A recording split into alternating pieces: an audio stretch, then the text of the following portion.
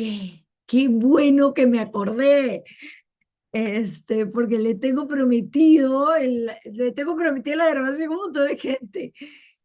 Bienvenidos, bienvenidos nuevamente. Les contaba que somos una comunidad compasiva de acompañamiento en el duelo, un grupo de personas convencidas de que nadie debería transitar el dolor de una pérdida en soledad. Nuestra aspiración y propósito son simples, pero inmensos. Queremos normalizar las conversaciones sobre el final de la vida y crear redes de apoyo mutuo, compasivas y humanas, donde el dolor encuentre un lugar seguro para ser escuchado. Quiero agradecer con todo mi corazón al comité de voluntarias y a nuestra intérprete de lujo de hoy, también voluntaria. Ellas son un grupo de mujeres increíbles con la única convicción de lograr un lugar más amigable para evitar eso que duele hasta el final de la vida. Y es voluntario, sin ánimo de lucro, ¿no? Gracias a su fuerza y dedicación es que hoy estamos aquí reunidos. Gracias a cada una, de verdad. Para este homenaje tenemos una agenda de lujo con dos invitados que son emocionantes solo de pensar. Nos acompaña Ken Ross, que es hijo de la doctora Elisabeth, quien mantiene vivo su legado. Y también está con nosotros Wendy Pineda, representante de la Fundación Elisabeth Kubler Ross en Guatemala. Es un honor tenerlos aquí. La charla de hoy se está grabando. Si no me acordaba antes, acá me iba a acordar. La charla de hoy se está grabando y se subirá a nuestro canal de YouTube. Si tienen preguntas, pueden escribirlos al chat. También en el chat encontrarán un link para seguirnos en Instagram. Y si desean ser parte activa de la comunidad, parte activa nos referimos a trabajar como voluntarios o participar en los talleres. Nos encantaría que llenen el formulario. Disfrutemos de esta noche y hagamos que valga la pena. Los invito a entregarse al mundo que vio nacer a Elizabeth y en el que vivió, donde no había tantas distracciones. Dejemos un ratito los celulares de lado. Les cuento algo interesante. Cuando estaba respondiendo con el link de esta reunión, me topé con una señora, Patricia Cataldo, que me ha autorizado mencionarla, y ella me contó algo hermoso. Me dijo que cuando ella acompañaba la difícil enfermedad de su mamá, los libros de Elizabeth fueron de gran ayuda. Entonces se animó y le escribió una carta. Eso estoy hablando desde hace varios años. Y su sorpresa fue enorme cuando recibió una carta de vuelta de puño y letra de Elizabeth. Y la frase que utilizó fue: ahí vemos la nobleza y la grandeza.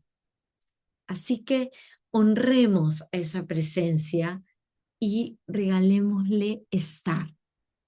Los invito a hacer unas inhalaciones profundas y llegar a ese momento.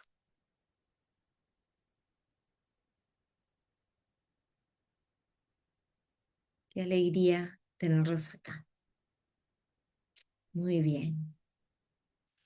Tengo el enorme gusto de presentarles a Wendy Pineda. Ella es licenciada en teología, maestra en sociología, tanatóloga, docente, conferencista internacional. Se desempeña como directora de la Asociación Guatemalteca de Tanatología y Cuidados al Fin de la Vida. Es representante de la Fundación Elisabeth Kubler Ross en Guatemala y fundadora de la Casa de Cuidados Compasivos.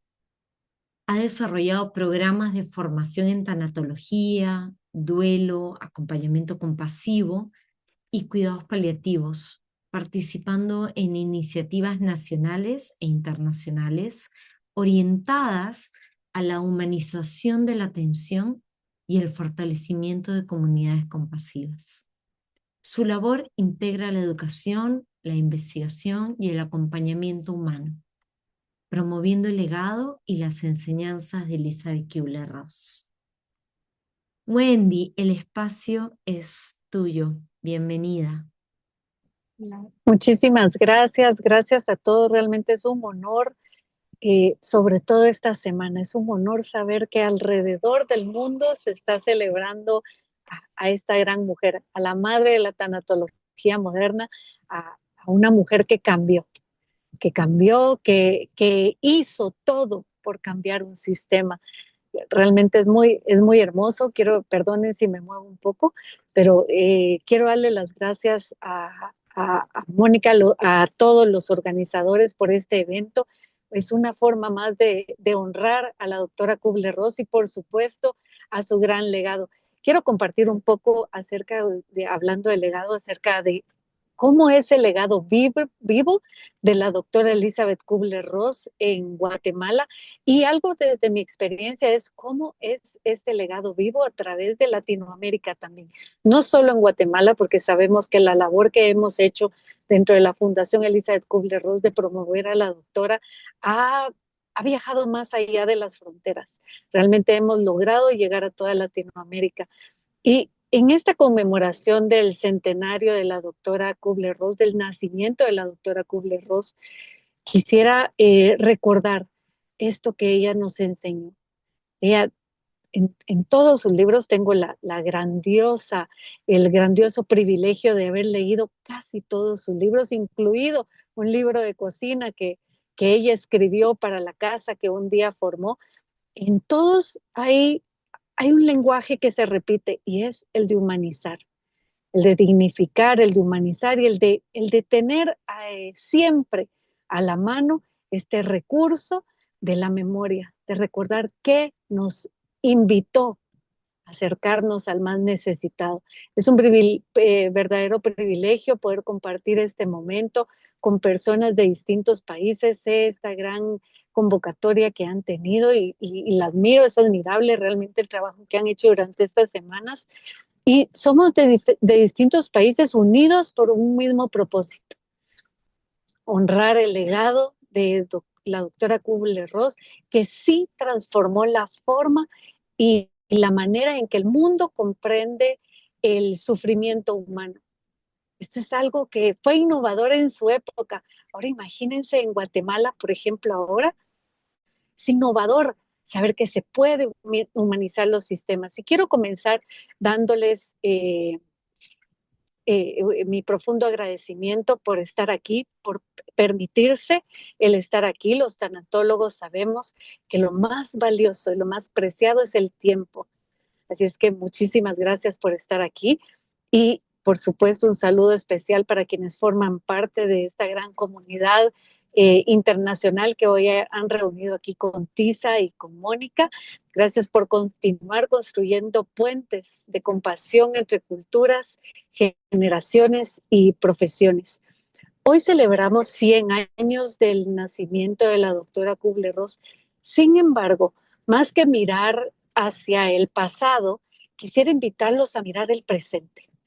Quisiera invitarlos a ver este presente que estamos viviendo en Latinoamérica, porque la mejor forma que yo he encontrado para honrar una vida extraordinaria como la de Elisabeth no es recordar únicamente lo que hizo, lo que nos dejó plasmado a través de sus libros, o lo que nos enseña a través de sus videos, que son incalculablemente valiosos para nosotros.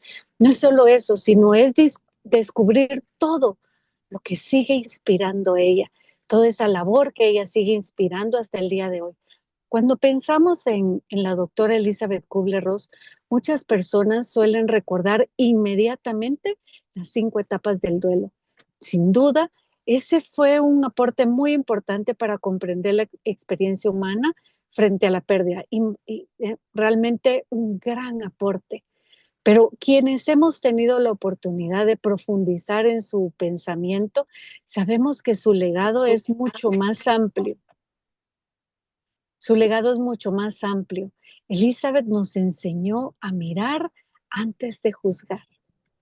Elisabeth nos dio como unas gafas. La compasión, yo os digo que es como unas gafas, en donde podemos ver de diferente forma. Siempre, Elisabeth decía, no juzguemos. Tal vez no esté implícito en sus palabras dentro de sus libros, pero ustedes van a encontrar que ella nos enseñó a mirar al prójimo, al vulnerable, sin juzgar. Nos enseñó a escuchar antes de responder. Culturalmente nos enseñan a dar respuestas, a ser muy rápidos, muy hábiles. Pero ella dijo, no, tienes que aprender a escuchar. Aprender a escuchar es realmente, no es tan fácil. Necesita uno entrenarse en la escucha antes de responder. Ella también nos enseñó que la presencia puede ser más poderosa que cualquier palabra. Los silencios. Aprendemos también a tener estos silencios gracias a sus aportes. Ella nos recordó durante todas las lecturas, por supuesto que si ustedes me dicen qué libro les recomiendo, Elizabeth, todos, en todos van a encontrar grandes sabidurías, pero en esas escrituras, en sus escritos, perdón, ella nos recordó que detrás de cada diagnóstico existe una persona. Detrás de cada enfermedad existe una familia y detrás de cada pérdida existe una historia que merece ser escuchada con respeto. Su legado nunca fue solamente una teoría. Ella no era una teórica, era práctica. Todo lo que nosotros podemos aprender de Elisabeth fue puesto en práctica. Fue estudiado a través de horas y horas de investigación que ella llevó a cabo. Fue una manera de estar con el otro.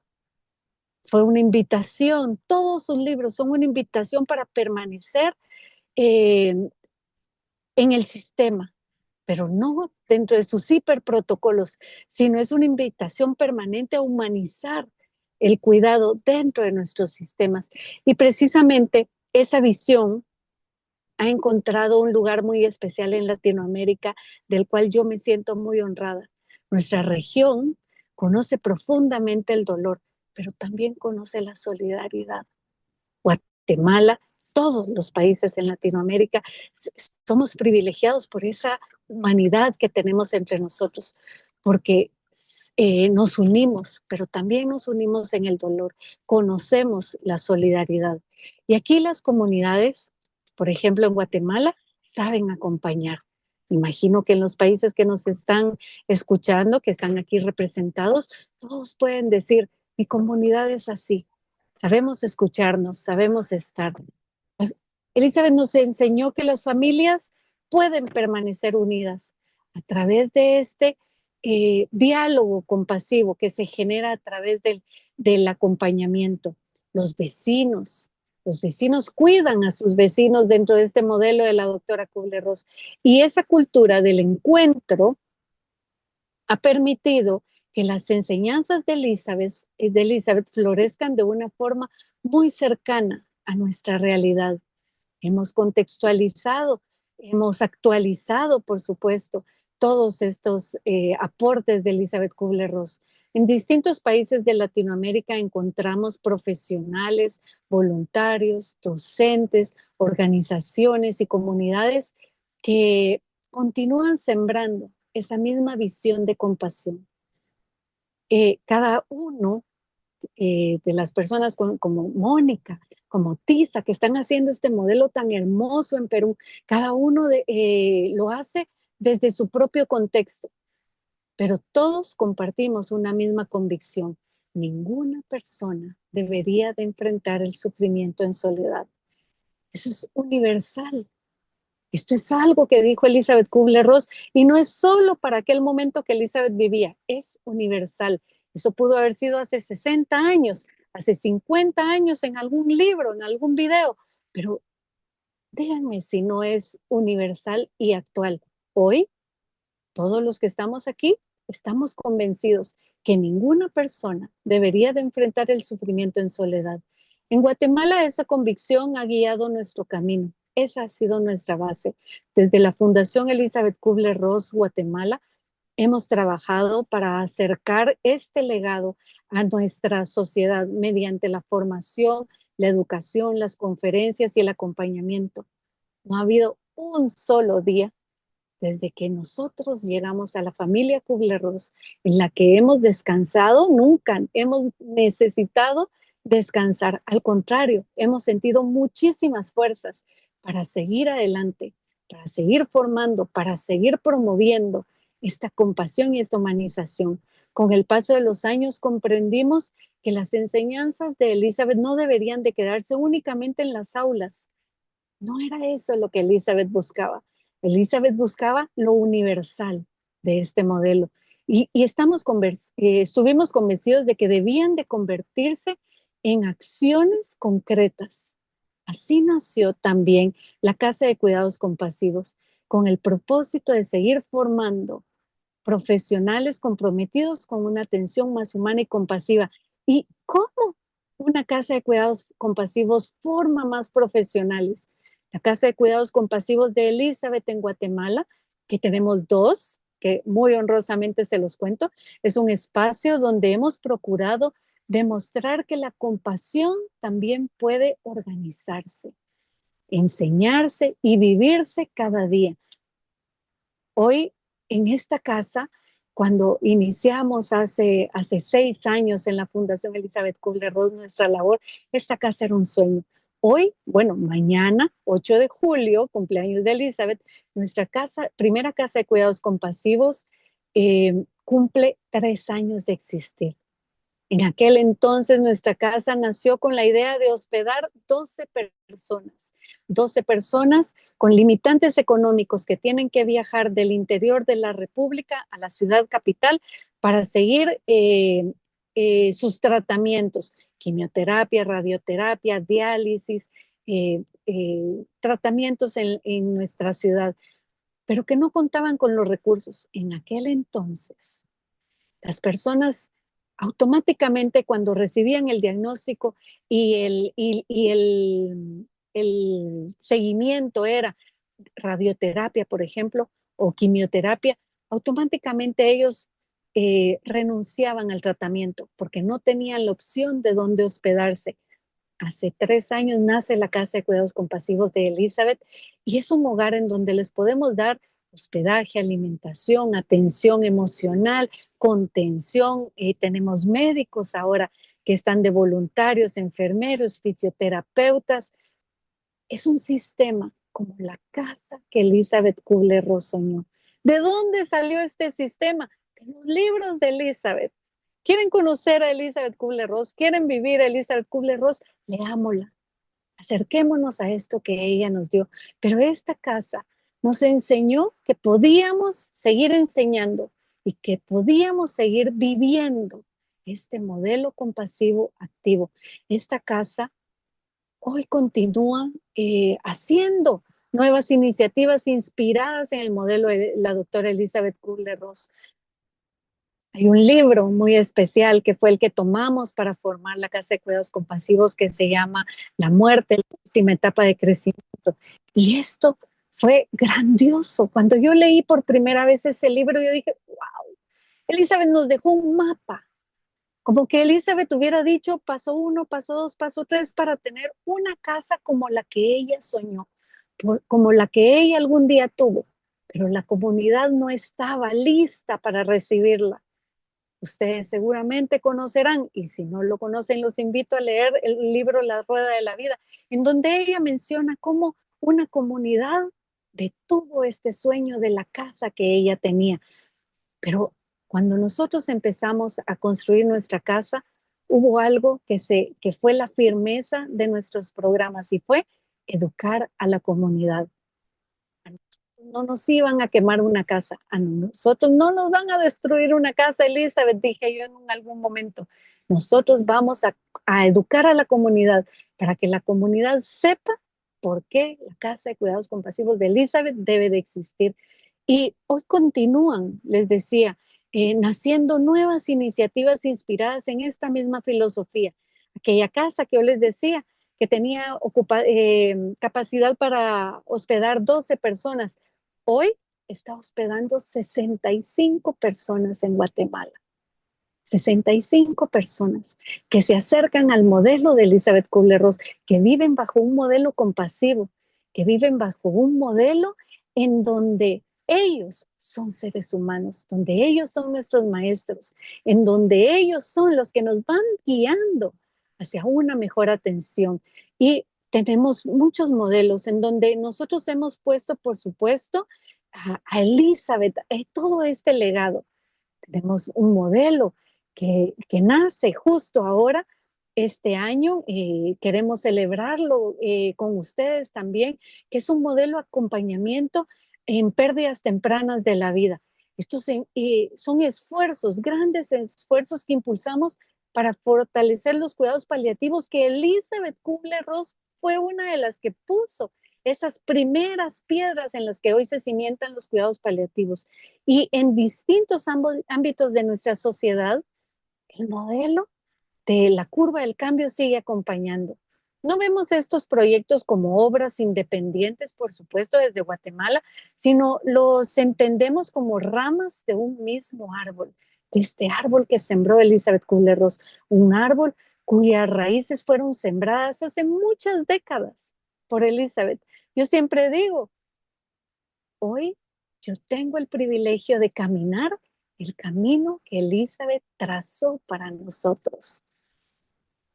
Tenemos el privilegio de caminar unas calzadas amplias que Elisabeth formó para nosotros. Fue ella quien arriesgó todo.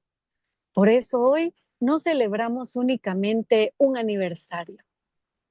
Hoy celebramos una semilla que continúa dando frutos, un gran árbol que continúa dando frutos. Celebramos que nuestras generaciones siguen encontrando inspiración para servir con mayor humanidad. Esto es hermoso. Celebramos que miles de personas han aprendido en Latinoamérica que acompañarnos significa tener todas las respuestas. Elisabeth nunca dijo, tienes que tener todas las respuestas.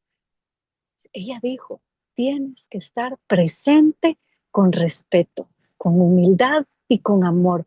Vocación, intuición, esto es básico, según lo que Elisabeth nos enseñó.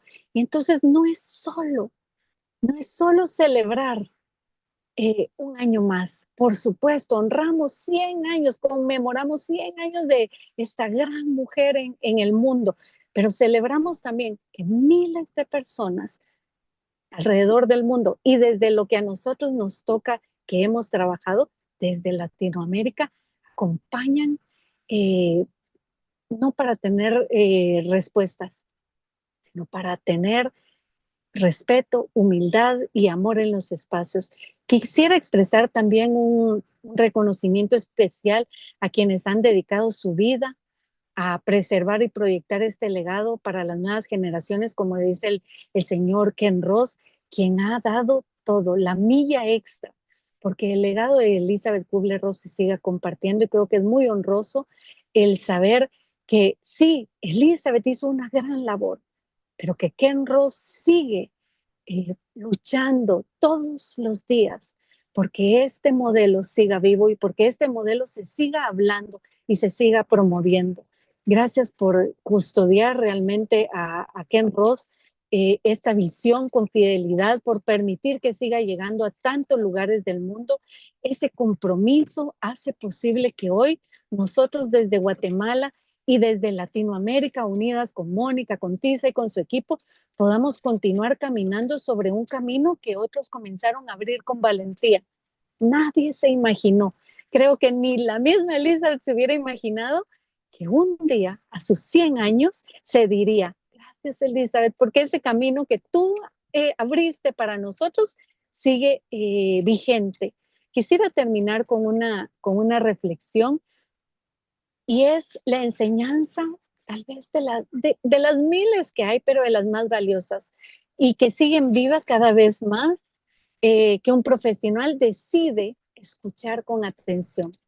Y es que cada vez que una familia descubre que no está sola, cada vez que un voluntario ofrece su tiempo para acompañar a quien sufre, cada vez que un hospital decide poner la dignidad de la persona en el centro de toda su atención, cada vez que elegimos la compasión por encima del juicio, quizá sea ese el mayor homenaje que podemos ofrecer en este centenario. Este espacio hoy, 7 de julio, este espacio es uno de los mejores homenajes que podemos ofrecer en este centenario a Elisabeth Kubler Ross. No solamente recordar sus palabras, no solamente recordar que escribió muchísimos libros, muchísimos videos que están al alcance de nosotros. No solamente recordar eso, sino vivirlo, vivir aquello que ella nos enseñó. Porque mientras exista una persona dispuesta a aliviar el sufrimiento de otra con respeto, con dignidad y compasión, el legado de Elisabeth Kubler Ross seguirá vivo. Muchísimas gracias desde Guatemala y muchísimas gracias a Ken Ross, a Mónica, a Tisa por este espacio y por muchos años más llenos de mucha compasión y dignidad en toda Latinoamérica. Gracias. Gracias a ti, me emociona profundamente escucharte.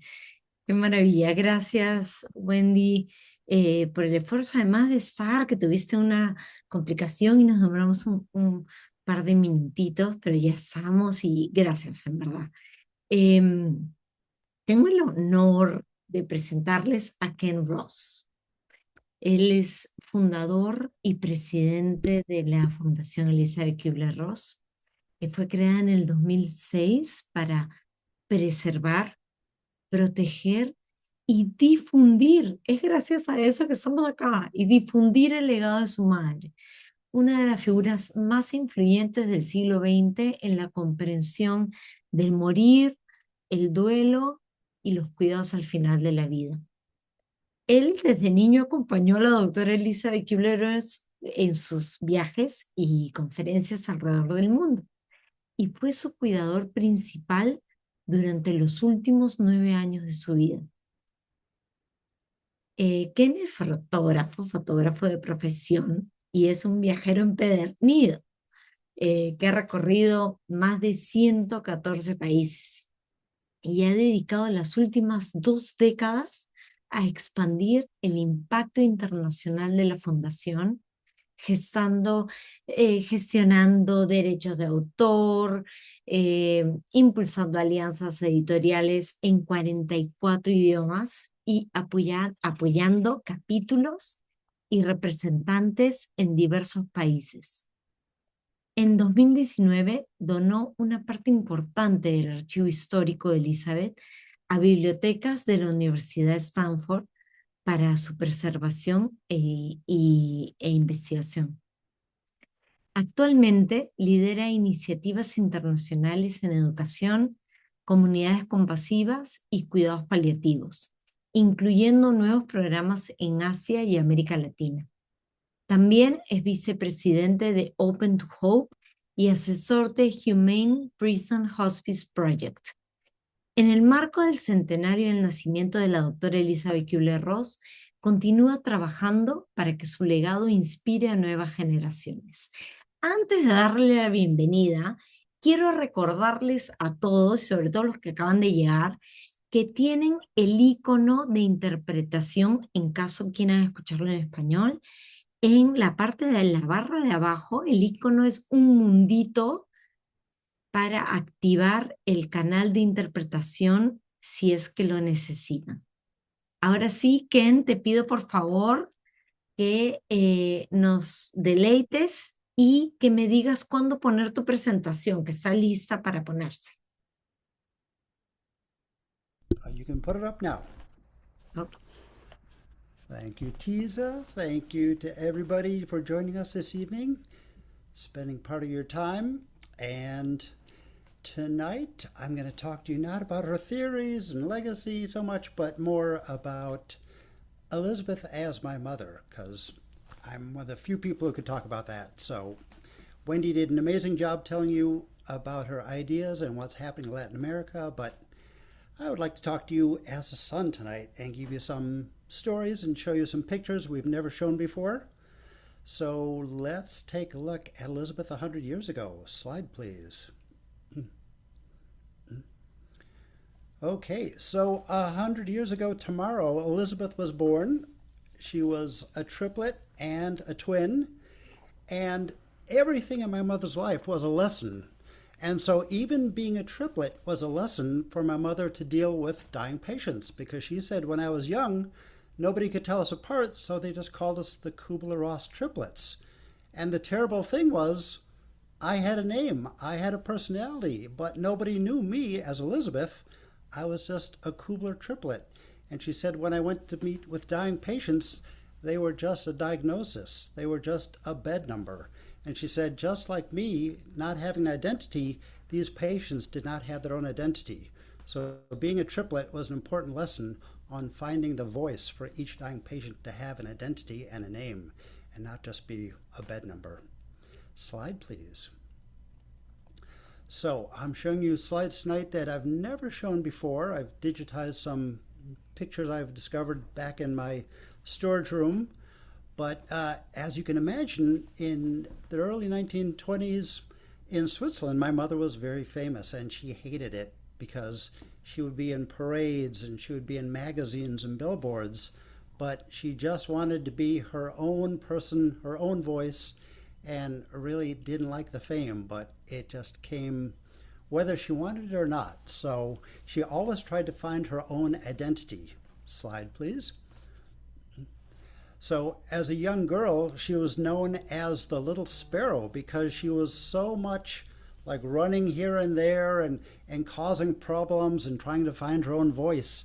And it made her parents crazy because the other two were good little Swiss girls. And Elisabeth was, she was a handful, as we say. So this is her parents in Zurich. You can imagine they caused quite a commotion when they came down the street. Slide, please. Elisabeth, everything she did was different as a child. She had African dolls. Little Swiss girls did not have African dolls. She had a pet monkey. She would beat up the school bully if they said something bad to her sister. I mean, really, everything she did, she fought to have her own identity.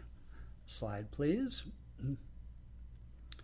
So, I have to say I really was so lucky because I not only had Elisabeth as a mother, but I had Eva and Erica, and they were totally mothers to me.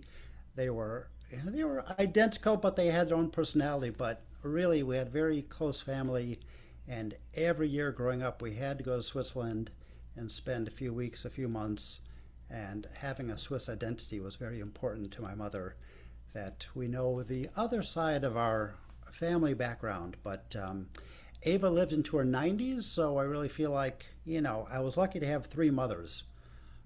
Slide, please. So the triplets also had a brother, and the brother was Ernst, and he was 6 years old when the triplet showed up.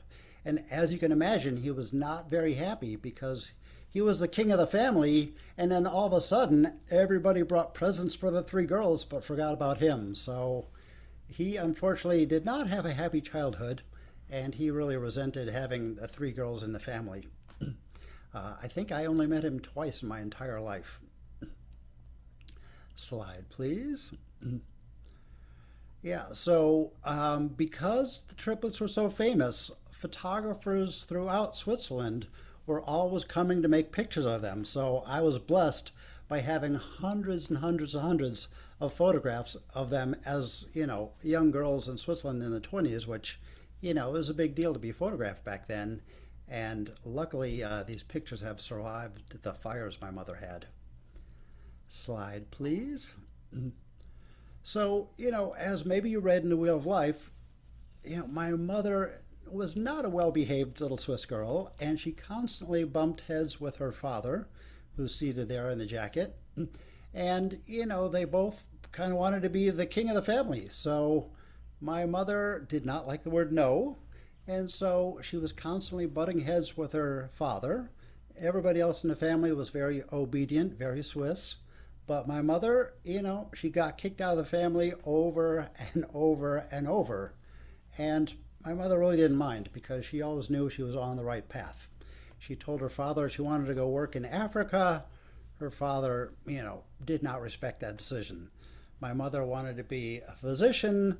Little Swiss girls were not physicians. Everything she did, everything she thought was totally on a different plane for little Swiss girls back in the 20s and 30s. Slide, please. So unfortunately, her father died very young. I was 11 months old when he died. So my mother was called to come back to Switzerland to say goodbye to her father.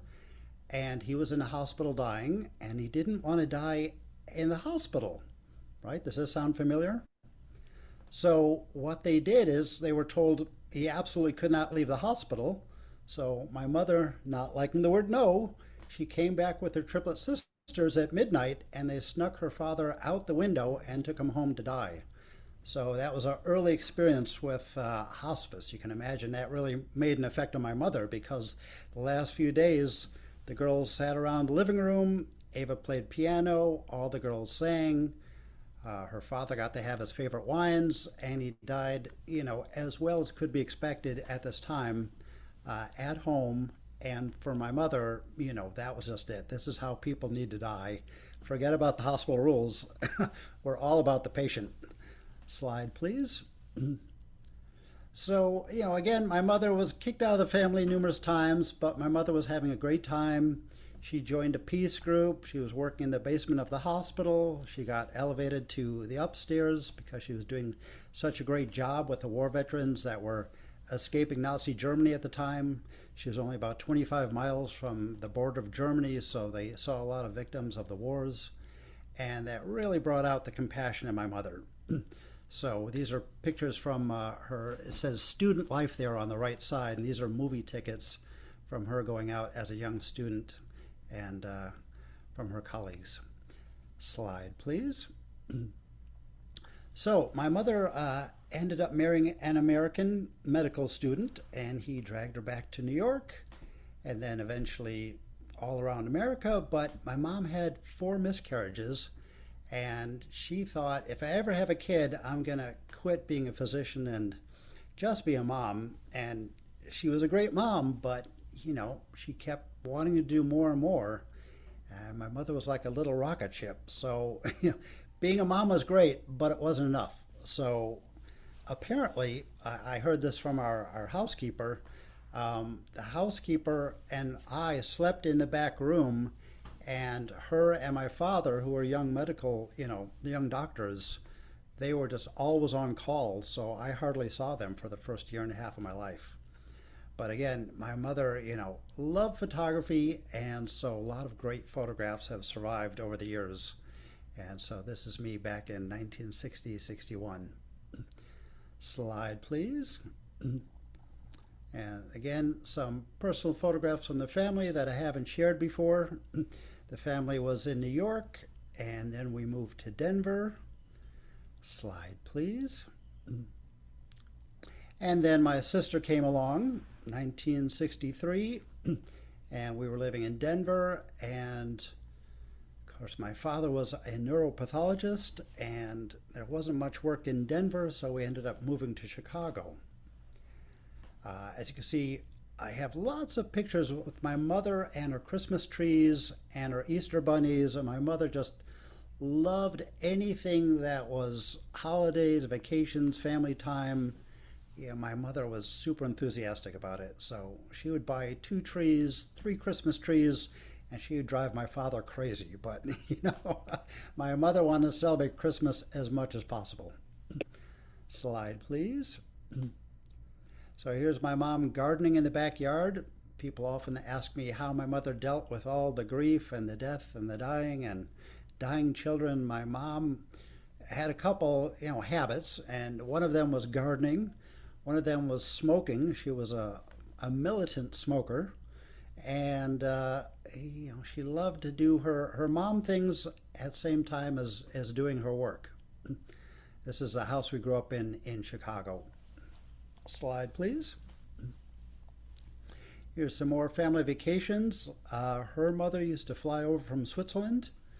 One of my happiest memories of her mother was my father confided a secret to me in October. He said, "Your grandmother's coming from Switzerland, but I don't want you to tell your mother. But when she arrives, I want you to bring your mother into the kitchen, and I'm going to sneak her mother into the front door, and I'm going to put her in a big box under the Christmas tree. And then I'll have you bring, Elizabeth back out, and then she'll open the box, and her mother, who's pretty old, is going to jump out of this box." And I thought that was pretty crazy, because how is this old lady going to jump out of a box? But my father managed it, and my father had a great relationship with my mother's mother. He spoke fluent Swiss German, and so sure enough, she got in that box in her 70s, and my mother came out, and it was the biggest surprise of her life to see her mother coming out of a box under her Christmas tree. So that was a very happy memory from that time of my childhood.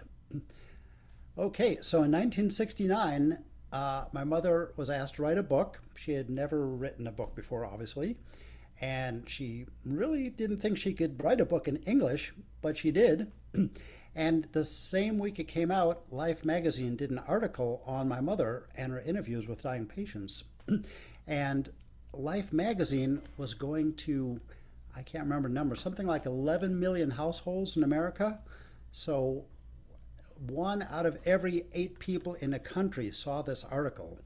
And wow, I mean, everything changed in our family. From the time I was 9 years old, the phones were ringing. There was a second phone, a third phone. There was a secretary, a second secretary, a third secretary. There was dying people at the house. My father was bringing home human brains, from his office. And wow, it really became like the death camp in our house. It was very hard to describe. But my mother would come home, say, "Kenneth, here's a 12-year-old kid who's same age as you, and he's dying. Why don't you two go play in your room while I cook dinner?" And so, death was very much a part of my life growing up. And it was a very strange existence, but luckily, I was able to learn a lot from it. It was a hard lesson, but it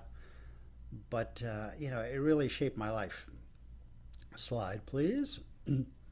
So in my teens, of course, my mother was traveling like crazy. She was going to as many as 5 cities a week. She was going to different countries every month. By the time I was in college, I went to 19 countries with her. And my mother would love to visit the indigenous people, so we'd go to visit the Zulu witch doctors and the fortune tellers and the people who made tables float and everything and anything you can imagine or can't even imagine. We went to see Eskimo healers, and everywhere we went, my mother wanted to see the people who were doing things on the fringe of knowledge. And so I loved it. My sister really wasn't into it so much, so I ended up traveling with my mother more, and my sister traveled with my father a lot. Next slide, please. Here's my mother, always on the go with my sister driving. I think my mother didn't learn how to drive until she was in her 30s. She didn't really bother with conventional things. She didn't care about business. She didn't care about anything except moving forward, learning, helping people. And what was so unique about her was that here she was a physician, but at the same time, she was also a spiritualist, and she spoke symbolically, and she spoke poetically. And very few doctors spoke about all those things at once. I mean, back in the 60s and 70s, you had traditional doctors, and here's this woman talking about poetry and Indian healers and Eskimo healers and Zulu witch doctors. And that was a part of her passion, and what she brought to patients is learning about life from other cultures. And she was always about multiculturalism and not about her own ideas, but what am I going to learn from everyone else's culture? Next, please. Slide. So my mother retired once, twice, 3 times, 4 times. my mother kept retiring and no one would let her retire. So this is one of her many, many, many retirement parties. So it also made me laugh when we went to a retirement party. I'm like, who's retiring? Like, it's not my mom. But, you know, she went through the motions, but then, you know, a few weeks later, she'd be writing another book or traveling someplace else. Next slide, please.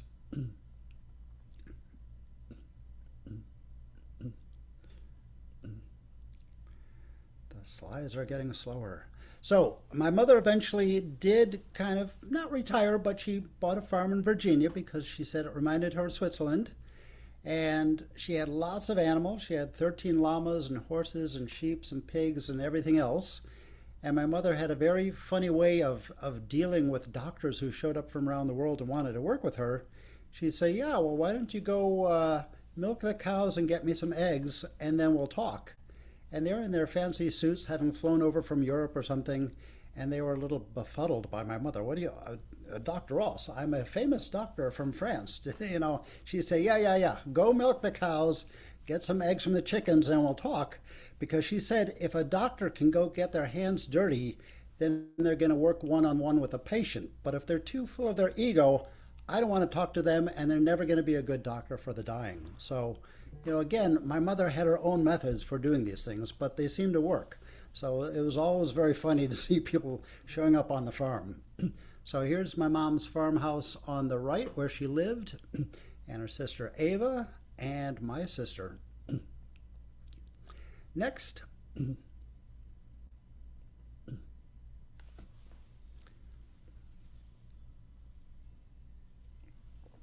Slide, please.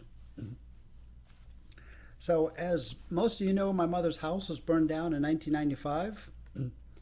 And so I moved her out to Arizona. And I got to say, her spirits were pretty good. I mean, she did a great job getting past the fire. Here's my mom on Halloween with an E.T. outfit. My mother loved E.T. She thought, you know, E.T. embodied unconditional love, which was, you know, one of her central messages.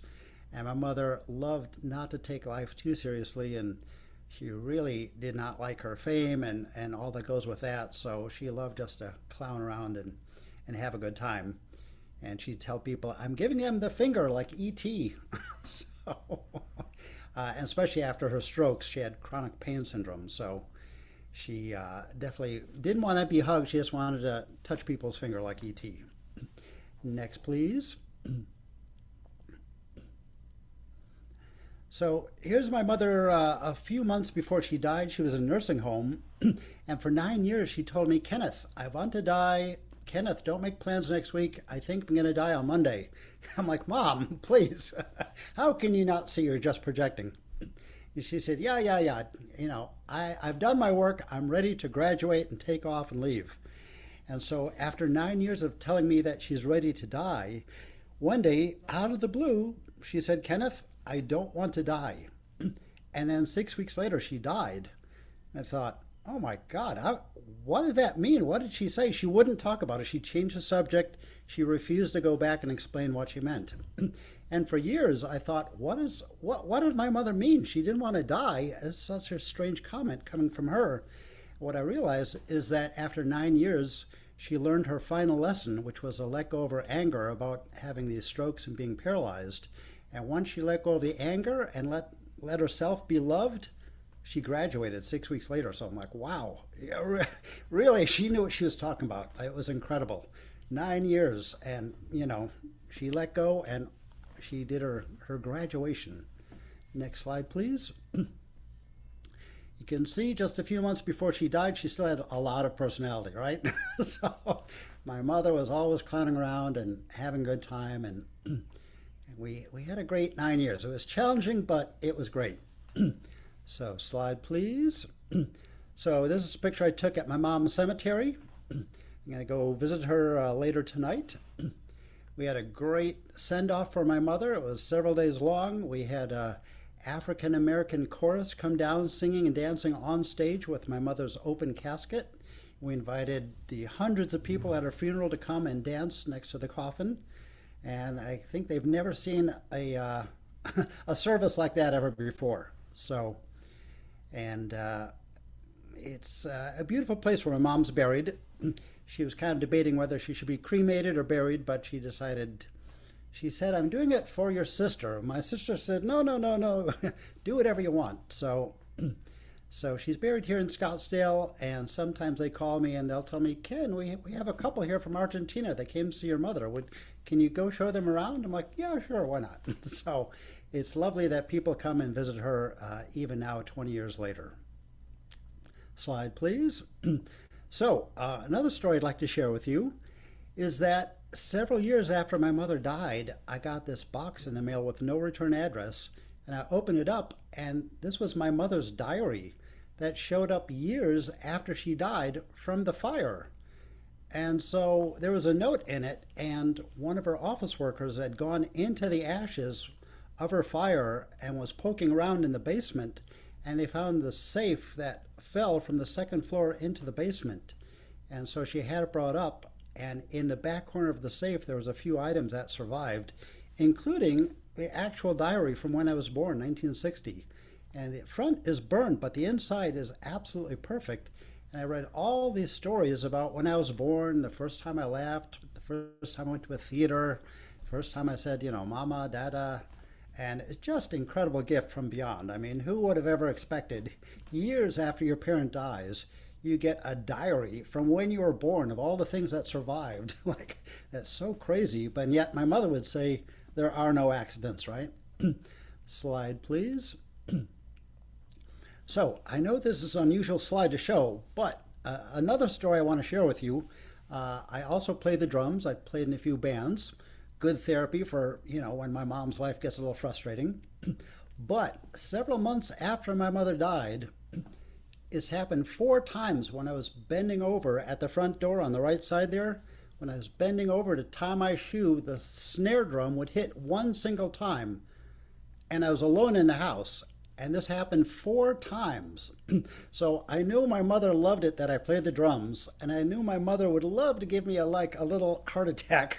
So it was only when I bent over to tie my shoe did the snare drum hit. And it happened 4 times, usually at night when it was very quiet, and it just scared me to death. So anyway, definitely a sign from mother. People always ask me if I got signs, and this was a sign, the drums. Next, please, slide. So since my mother has died, 20 years later is so crazy because this did not exist in her time, but she's become very popular in social media, and now there's 9 bands named after my mother or the stages, and they're in Sweden, Finland, Italy, Spain, Korea, all over the planet. And so I get people calling me and say, hey, can we use your mother's voice in this rock and roll song? Hey, can we use this? Do you mind if we name our band in Poland after your mother? I'm like, yeah, sure, go for it. And it's a lovely honor, but it's just so crazy. It's very strange to me. And I know my mother would just say, what? Slide, please. In 2024, over 30 bands named their albums after the stages. So these are some of the covers of the records that are named after the stages. And on the left side, we have the 5 Stages of Grief beer. So it is everywhere. It's in poetry, cards, cartoons, video games, everywhere. And so it's very bizarre to see the way it's evolved since my mom died. She never would have expected that. So I just wanted to share a few things, quote unquote, a few things that have happened this year to celebrate Mom's 100th anniversary. I have been to, I think, 11 countries this year so far, working on projects for Elisabeth. We had a great project in Singapore. I'm going to show you some slides of that. We even got called by the French government to see if we want to do something with the catacombs under the city of Paris. Maybe we can create some lessons about dying and loss. So, it's really, her legacy is evolving in strange ways I never would have expected. Slide, please. So, my mom's Spanish publisher has republished all her books as a matching set. So they all have new covers. Our friend Gabby from Gabby Tana, I can never say it, Tanatologia, I'll show you her link, but she did the foreword for 2 of the books. So those are now available in Central and South America. Slide, please.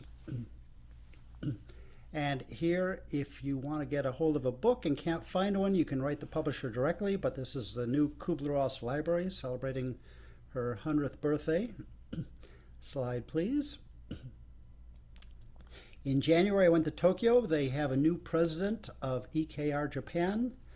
So I met with the outgoing president and the incoming president. And you know, the Japanese are so clever, they made a coffee with my mother's face in the foam. So, I mean, who else would do that on this planet, really? The Japanese are so funny and so interesting and so creative. I just love it. And they've been operating over 35 years now. They do workshops, and they've done, I think, 47 workshops so far, and they just keep on going, and they're doing an amazing job. So congratulations to EKR Japan. Slide, please. Also, the national TV show network in Japan, NHK, did a 40-minute special of On Death and Dying and dedicated an entire journal to her 100th birthday, as you can see in the middle there. So her work really is selling well and very popular in Japan. To become a doctor, you have to answer 3 questions on my mother, which is amazing for that Japanese culture has really adopted her work so closely. Slide, please. So this was our event in Singapore. We're working with St. Luke's Hospital. They had a cake. And this is going to be a continuing project we do on compassionate communities. We had several of our staff and board come there from New Zealand, South Africa, from Seattle, Washington, to create this program. It's the 3rd time we've had a conference in Singapore, but it's now an official program and is sanctioned by the government. So that's the Minister of Culture on the left side, which is a great honor because I really don't often take psychiatry and psychological programming from other countries so much. I'd rather keep it Asian-centric. So it's a big honor that they've accepted my mother's work into their culture so deeply. Slide, please. In April, I went to Baltimore and participated in the Association of Deaf Education Counseling. They have over 5,000 members, and so we had a booth for the first time in maybe 20 years. So I got to meet a lot of old colleagues, a lot of new colleagues, and really kind of spread the word on the foundation. And you can see on the table there we have everything from magnets to CDs to greeting cards, DVDs. We have our quotes on cups. The books on the right are about my mother, and the books on the left are by my mother. So anyways, great to go out and meet new people. We released this letter for the very first time ever. I just discovered it last year, but my mother wrote to Cicely Saunders, who started the first hospice, modern hospice in the world. And she wrote Cicely on January 1st, 1971, asking permission to start the first hospice in the United States, which would have been the second hospice in the world. And no one's ever seen this letter before April, so I'm sharing it with you tonight. But amazing piece of medical history that she was so far ahead of the curve. There wouldn't be a hospice for at least 3 years in the United States, so she was, again, years ahead of her time. Slide, please. So I just put this in to remind myself what I'm forgetting.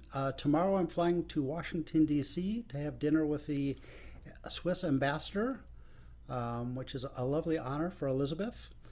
And we did an event with El Faro in Argentina back in April and welcomed the new president of EKR Argentina. And Simon & Schuster is re-releasing On Death and Dying. We're doing new ebooks. Books have never been available before as ebooks. And this is just a partial list, but it's been a very busy year, so I just wanted to share this with you. Next slide, please. So one thing we're also doing is these are just some of my files that I didn't even send to Stanford. My mother just generated so much material. If you can imagine, people said, oh, all your mother's possessions burnt. I'm like, well, she had a lot of things going on. So anyway, if we can see the next slide, please. we're announcing that we're creating the Elisabeth Kubler Ross Digital Library.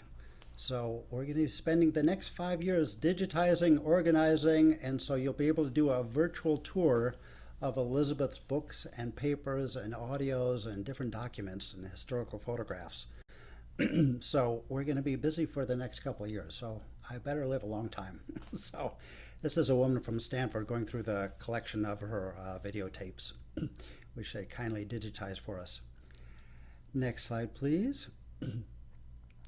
So I just want to thank EKR Chile. They posted for 100 days, which you can see on our Instagram page, our Spanish page. So I want to thank Ava and Tati and everyone at EKR Chile for doing this. I know that was a lot of work. And next slide, please.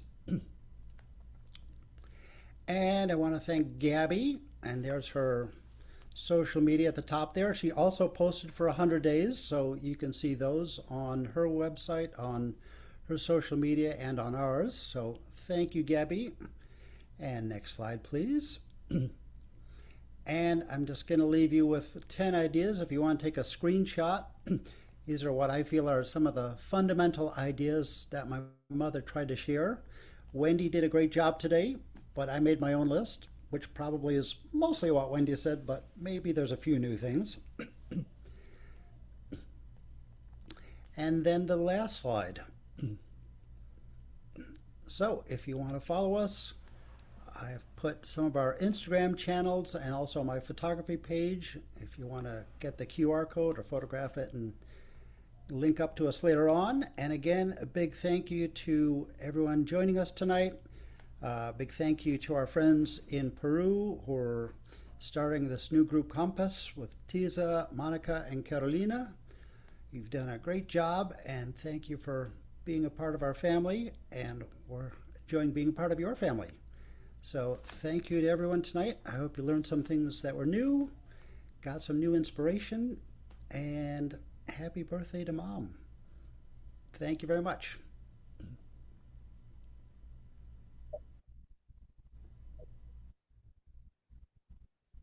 Gracias, Ken. Feliz cumple a la doctora Elisabeth. Ahora tenemos un rato para hacer algunas preguntas y para eso les quiero presentar a Mónica Pfeiffer, que es fundadora y directora de Casa Cuyana. Es tanatóloga, dula, en fin, es una gran mujer. Bienvenida, Mónica, para contarnos un poco y para dirigir algunas preguntas.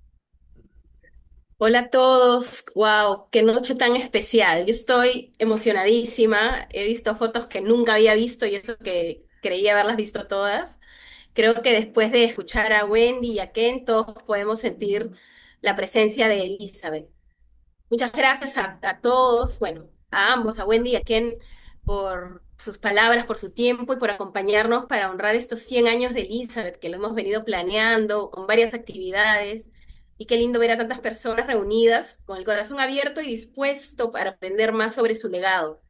Personalmente, yo considero a Elizabeth mi maestra. Bueno, su primer libro llegó a mis manos en un momento preciso hace unos 12 años cuando yo acompañaba a niños que estaban en procesos difíciles de enfermedad y gracias a ella aprendí que aun cuando no se puede curar, siempre podemos acompañar ofreciendo ese amor, esa presencia, esa humanidad y dignidad. De sus libros, en verdad aprendí y cambió totalmente mi perspectiva. Y de esa inspiración nació Casa Cuyana, que es la asociación que hoy dirijo y que busca poner en marcha el primer hospice pediátrico en Perú, que va a ser un hogar para acompañar a niños que están en proceso final de vida y a sus familias. Y bueno, más que eso, ¿no? Difundir, de hecho, el legado de Elizabeth, la compasión, ayudarnos a dar herramientas para cuidarnos. Y me siento muy honrada y feliz de que Casa Cuyana y yo seamos parte de esta maravillosa comunidad que está empezando, porque es la mejor manera de sostenernos y es estar los unos para los otros. Y ahora sí, pasemos a las preguntas. Bueno, están preguntando primero a ver si Wendy de repente si está por ahí nos puede ayudar. ¿Dónde encontrar los libros de Elizabeth en español?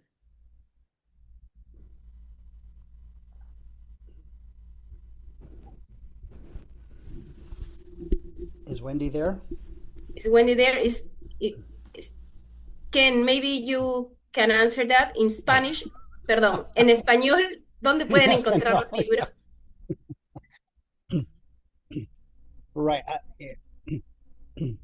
Yeah, it's always been a big problem for us. It's our number two complaint at the foundation is the books are hard to find. Um, so what I've suggested is why I showed the slide of the publisher in Spain. I think sometimes you have to talk to them directly.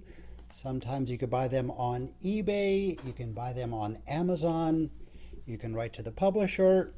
Or what I suggest is if you can work with maybe one bookstore in each of your cities to be like the source that they keep stocked the books. Because if enough people ask for the books in one store, they'll begin to stock them. Yeah. But often you have to order them, so it's always been a little challenging. I know they're selling because the sales reports, they're bigger than ever in 40 years. There are more and more books sold, but it's still a problem. And I keep telling the publisher they need to do a better job, and it's a little battle I have with the publisher, but I know they're trying, but they're not the bookstore. So somehow we need to increase the demand so people stock the books at the stores. Yeah. ¿Qué tal si hago las preguntas en inglés de manera que la gente no tenga que estar cambiando los canales? No sé. Yeah. Because then they have to change channels. Mhm. If you had to summarize your mother's legacy for today's world in one teaching, what would it be? Um, I would say that we can cure diseases, but we still have psychological losses. We still have emotions, and AI and machines are never going to cure us spiritually or cure our emotions. And she reminded us that we're more than our diagnosis. We're more than our loss. We need to be a community, and we're still not there yet. We're still trying. She gave us permission to talk honestly about these subjects, but it's still a problem. So we have a long way to go. We've started down that road, as Wendy said, but it's a long road. Yeah, thank you, Ken. And many people have interpreted the 5 stages of grief as a fixed sequence. What would you like the public to truly understand about that teaching? Because Do we have a few hours? summarize, please. Okay. Do I have the book? I don't have the book right here, but if you look in back of the book, I think it's like in the last chapter, if you look at the graph, my mother clearly talks about 10 stages, right? And if you begin reading the book, you see my mother talks about anxiety 14 times. She talks about guilt. She talks about hope. She talks about anticipatory grief.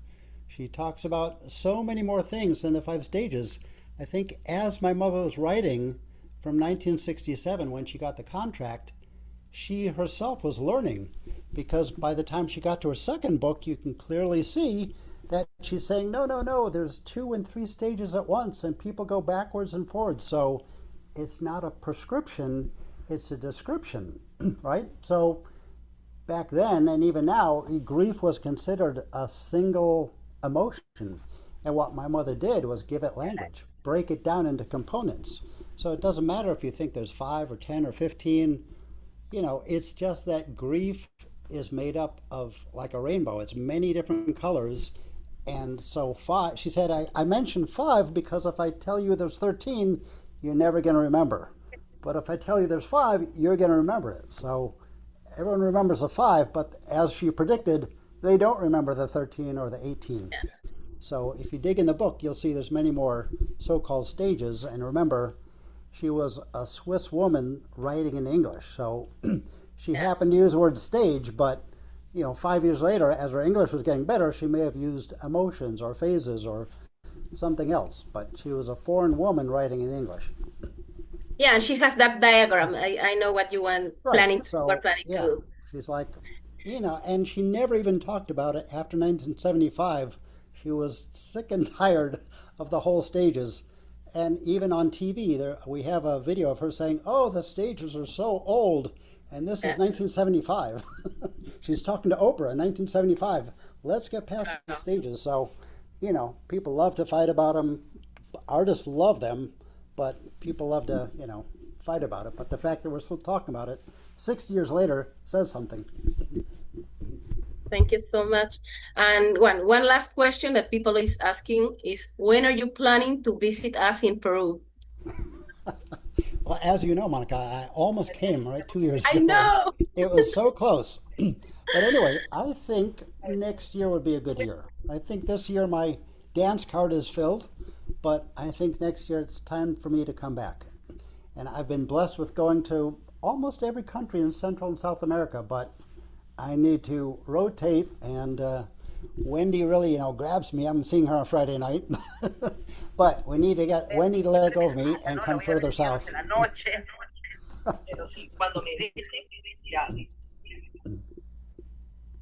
Hay un micro ahí que se está So next year. colando. Yeah, that's great. Again, the 2027. Thank you so much, Ken. It's been a pleasure having you here. An honor for us in this special day. And now I'm honored that changing. you showed up. Sorry? I'm honored that you showed up and that you bring remembrance to my mother. So thank you all. We are here always thinking about her, and we are having some other activities we'll share with you. Well, thank you so much. Now I'm changing to Spanish because I'm going to say goodbye. Bueno, quiero reiterar también el agradecimiento que hizo Tisa al inicio a nuestro comité de voluntarias por recordarnos el verdadero valor de trabajar unidos.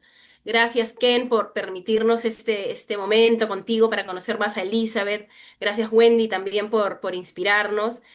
Y como decíamos, este es solo el punto de partida de nuestra comunidad compasiva en acompañamiento al duelo, y nos entusiasma muchísimo todo lo que viene.